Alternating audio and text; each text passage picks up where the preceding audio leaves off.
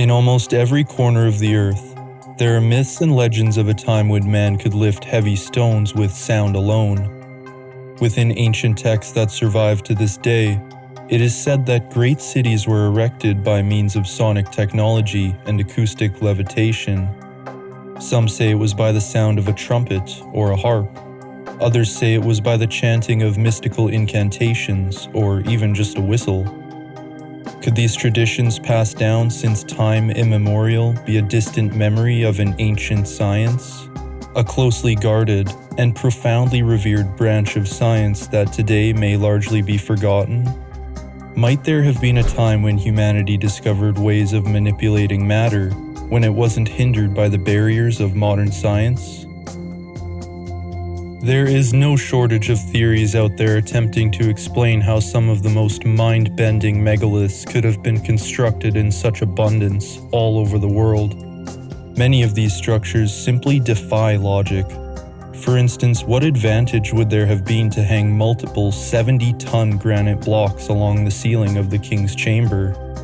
Why include 6.5 million pounds of quartz-rich granite inside if limestone seemed to work just fine? The answer might lie in the resonating properties of the stone itself, but more on that later. Either way, it almost seems like megalith building was easy for them. Otherwise, it must have been of paramount importance. Surely if one were to attempt a project of a similar scale today with the help of modern machinery, the cost would easily surpass several $billion. I say all this to ask the question, could we be missing something here?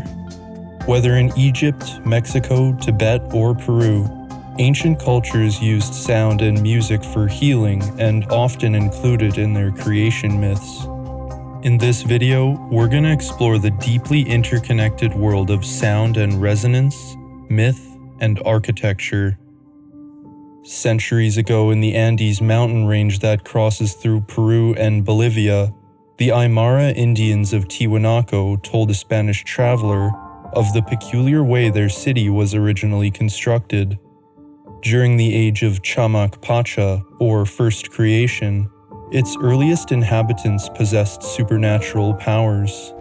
It was said that they were able to lift large stones off the ground from the quarries by the sound of a trumpet, and it was through this method of acoustic levitation that the foundations of Tiwanaku were built.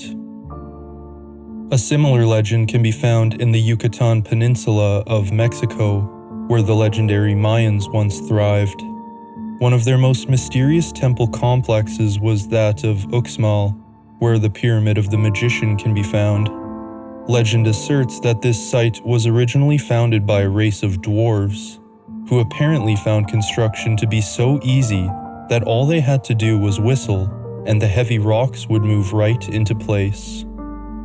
Despite their supernatural powers, the dwarves were allegedly destroyed in an all-encompassing flood, even though many of them had attempted to hide underground. Both of these legends from Mayan folklore allude to a few different theories that I've been thinking about for a while, that being the Great Flood and the possibility of inner Earth inhabitants, but that's a subject for another video. There's quite a few more notable myths out there that speak of sonic levitation. The revered Phoenician explorer and wisdom bringer Cadmus founded the city of Thebes around 3200 BC. Located northwest of Athens, this ancient kingdom is said to have been completed by Amphion, the son of Jupiter in Greek mythology. Several classical Greek writers recall that by the sound of his lyre, Amphion was miraculously able to levitate the large stones that compose the walls of Thebes. To add a bit more weight to this, Apollonius of Rhodes mentions in his epic, the Argonautica, how Amphion would sing loud and clear on his golden lyre, as rock twice as large followed his footsteps. While claims like these can easily be dismissed as mere fables, the idea that they might be a slightly embellished or distorted memory of a lost science is something I find to be extremely captivating. Indeed, for many in the present day, perhaps it might be safer to reduce wild claims like these to just fiction, because their implications on our understanding of the past and the level we're at now would really be shaken if they were proven true. I couldn't make a video about ancient sound technology without mentioning the alleged writing of the 10th century Arab geographer and historian Abul Hasan Ali al-Masudi, a widely renowned figure who wandered far and wide in the ancient world. He was known as the Herodotus of the Arabs. During his travels, Masudi would speak to curious people regardless of faith or lineage, and documented many things, including their spiritual beliefs and archaic sciences. Describing the construction of the pyramids, al-Masudi is purported to have said that the ancient Egyptians would place a papyrus, inscribed with a specific arrangement of characters, underneath a stone they wished to move. Then, the stone would be struck with an iron rod, causing it to vibrate and move along a predetermined path set by more rods. For a distance of the length of a bow shot, which he equates to nearly 70 meters, the levitating stone would float along this path. This process was repeated until every stone was set in place. There are no surviving records from the Egyptians themselves that speak of a construction method like this, nor any describing the pyramid's construction at all. I had to do a considerable amount of digging to find an actually credible source for this claim. However, from the source that mentions this story, which I'll leave a link to below for anyone interested, it adds that the pyramids were constructed before the Great Flood. Oddly enough, this does align with the work of Robert Schoch and Graham Hancock. Fascinating as it is, we should still take it with a grain of salt. The use of sound in healing and spiritual practices in ancient Egypt, however, is unquestionably true. We can find it in their manuscripts, temple design, and myths. Interestingly, the Egyptian creation myth involved the god Atum creating the world by uttering the words of creation.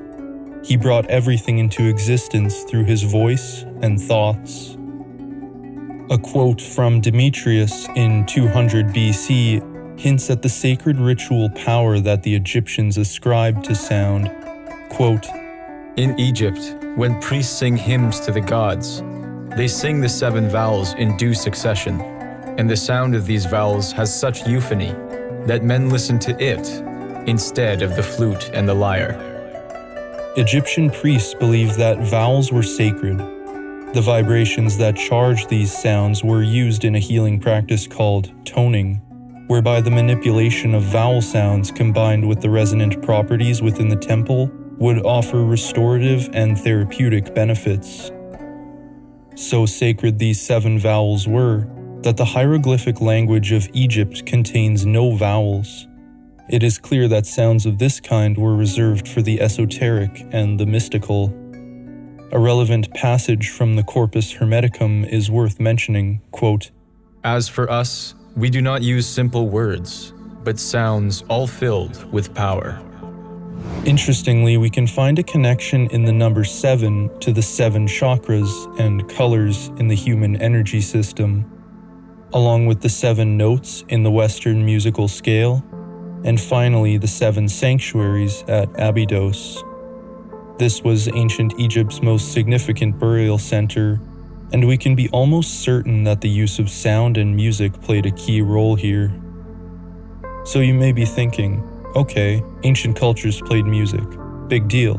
Humans have played music in rituals and ceremonies for tens of thousands of years. And while you would be correct in that assertion, the sheer complexity behind the Egyptians and their knowledge of resonance and the architecture of reverberative spaces is stunning. The effects of harmonious design and sacred proportions like the golden mean can be immediately sensed when one enters an Egyptian temple or a Gothic cathedral. It resonates with us in ways that are difficult to describe. It's powerful and centering, and an immaculately designed space brings us into an altered state of consciousness. Revelations like these are what prompted the German poet Johann Wolfgang von Goethe to say that architecture is frozen music. Architecture is harmony experienced in a space, and music is harmony experienced in time. We cannot experience music without the passing of time, and likewise architecture is only manifested within a space. Imagine an orchestra playing in a concert hall, or the songs and chanting performed inside temples of healing. These rituals are in some sense a harmonious unification of time and space. The fact that ancient and medieval builders incorporated sacred proportions that in many ways literally constitute the fundamental patterns of the universe is something that we have truly severed our connection to in the 21st century. Many extensive studies have been done over the years on the resonant properties within the Great Pyramid, so much so that it honestly deserves its own video. The inside of the King's Chamber and the granite sarcophagus within are acutely tuned and emit a constant resonating frequency. You see that? Sound vibration.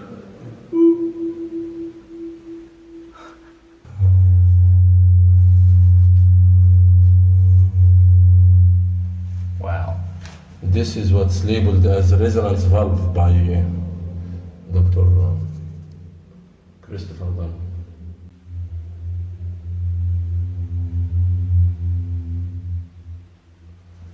Cannot be just a coincidence. Not only does this relate to the Egyptians' knowledge of sound and vibration, but it also leads into another very popular theory that the pyramids were designed to be a sort of power plant that concentrates the energy from the earth. The idea that sacred temples and cathedrals act as a way to harness, direct, or amplify energies or vibration is fascinating. And an interesting relation can be found within the word sacred. The etymology of this word relates to sacrum, which is the triangular bone located at the base of the spine. This is considered a sacred area in the body because it is the seat of the spinal column.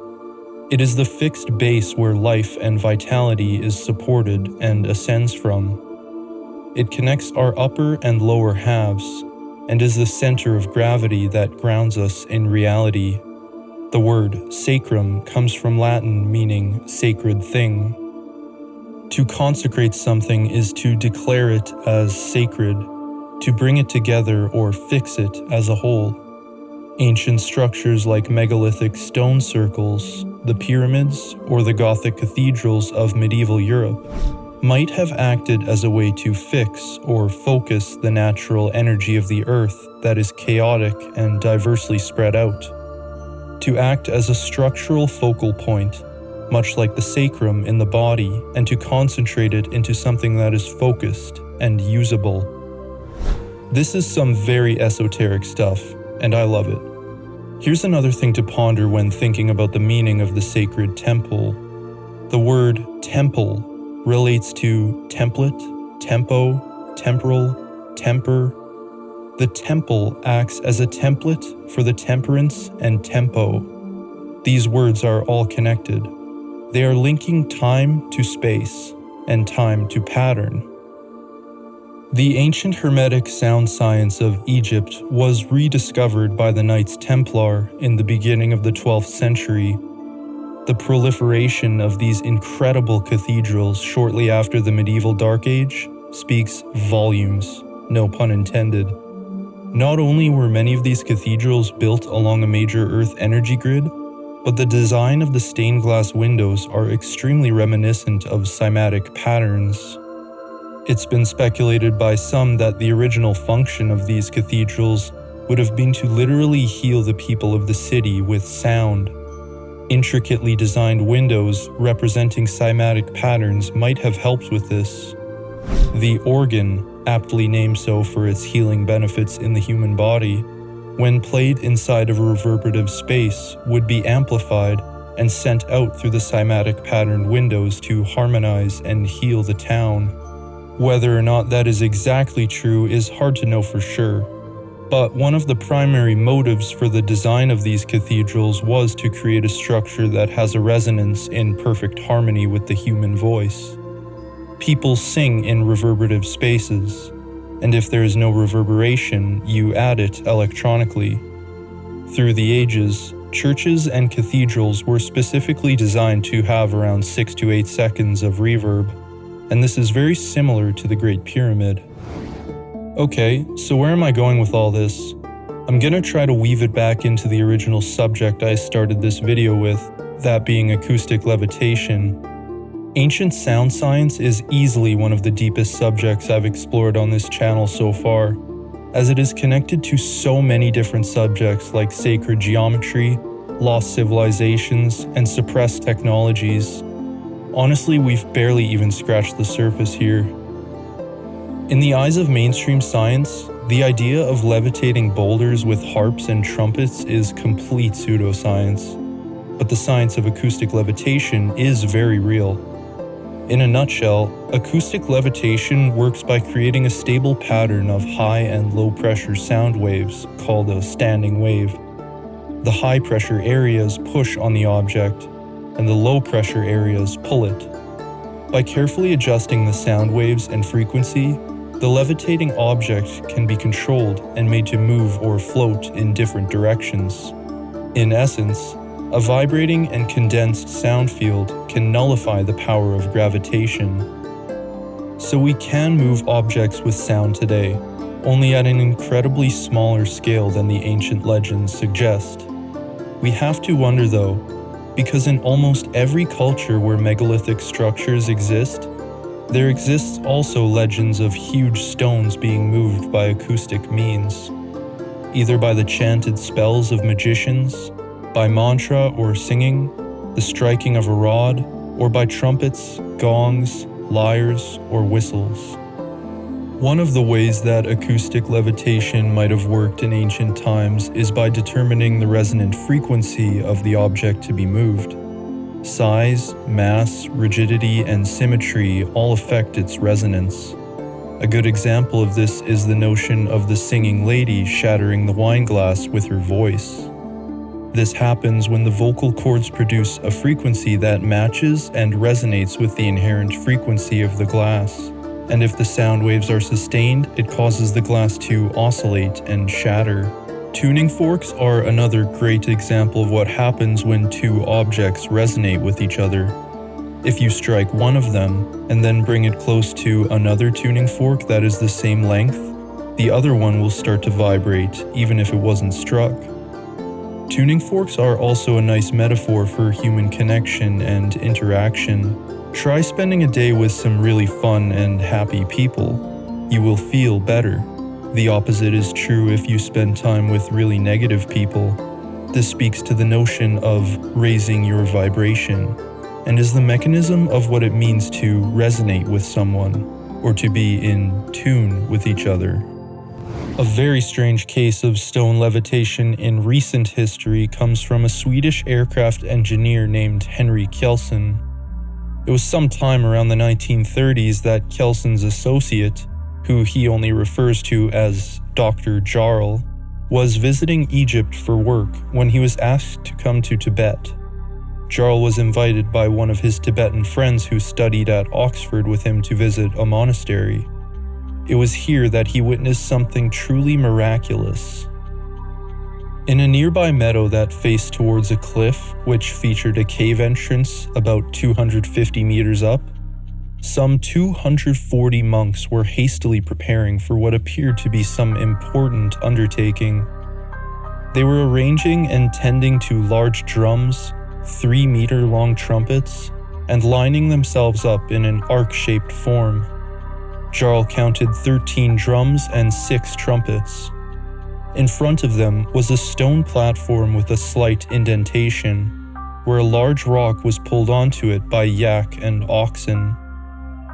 Jarl watched as the 19 monks with their instruments, enforced by some 200 monks lined in rows behind them, who strangely did nothing but direct their attention to the stone, began playing. The drums started slowly first, and then the trumpets. He tried to record the drumming sequence, but the rhythm quickly faded as the speed increased, and it simply became a wall of sound. After a few minutes of this, The stone began to budge as if gravity was loosening its grip. Then suddenly, it lifted into the air, rocking back and forth as it ascended in the shape of an arc. As the trumpets and drums were tilted accordingly, the stone eventually landed on the edge of the cave entrance about 250 meters up the wall of the rock face. The monks were apparently unfazed by their miraculous feat, and quickly prepared the next stone. Jarl watched for hours as they lifted stone after stone up to the cave's entrance. This story is truly an anomaly. The full report is worth the read as well, as an impressive amount of detail was recorded. In any case, how could an isolated community of Tibetan monks manage to develop a science so superior to anything the rest of the world had? It's possible that being free from the influences of the outside world, monastic schools developed these scientific skills on their own. They could have been realized through an entirely different method than Western science, acquired over a course of thousands of years. Buddhism is full of scientific concepts and ideas that strongly resonate with modern understandings of systems and networks. Indra's net of jewels is a great example of this. It is a boundless net of reflective jewels, interconnected with each other and spanning infinitely in all directions. Every jewel contains the reflection of every other jewel in the net, symbolizing the interconnectedness, interdependence, and unity of all things in the universe. I find it astonishing how something like this was conceptualized thousands of years ago. Concepts like the interdependence of ecosystems, the butterfly effect in chaos theory, and the interconnectedness of particles in quantum physics all touch on ideas that align with the essence of Indra's net. The significance of this metaphor emerges from the realization that everything in the universe is intricately linked and mutually dependent. The actions and choices one makes affect everything else, and have implications that ripple throughout the entire system. I guess I kind of veered off into another tangent again, but finding the connections between these strange and esoteric subjects is kind of what I do. At any rate, I hope this video helped to illuminate the fact that ancient history is far more interesting than we were ever led to believe. So let me know your thoughts and theories below, and until next time, stay curious. Peace.